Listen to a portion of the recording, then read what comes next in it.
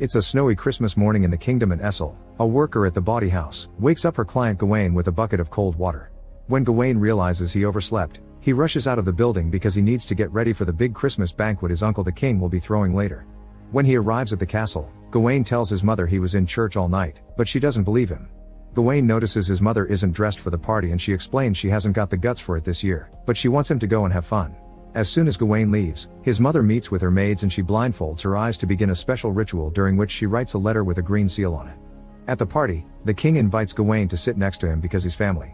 The king wants to hear some stories from him, but Gawain doesn't have any, so the queen tells them he'll get his own stories when he becomes a legendary knight like those at the table. This means a lot to Gawain because he's always wanted to be a knight. While Gawain's mother burns the letter she wrote and the ashes make a sprout appear, the king begins giving a speech, only to be suddenly interrupted by a tree-like person known as the Green Knight.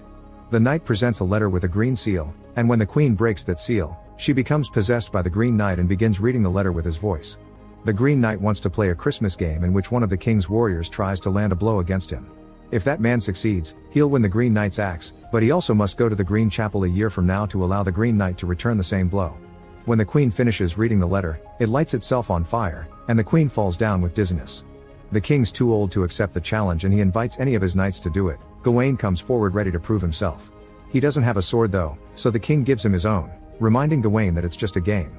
Gawain is ready to fight, but the Green Knight shocks him by putting down his axe on the floor, which causes moss to appear on the stones. Then the Green Knight kneels and offers his neck, so Gawain lowers his sword, causing the knight to lose his head. Gawain thinks it's all over, but as soon as he turns around, the Green Knight rises and picks up his head, which reminds Gawain he must come to see him in a year.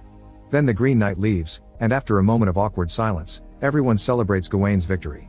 Gawain returns the sword to the king and puts the axe away while his mother falls to her knees, tired but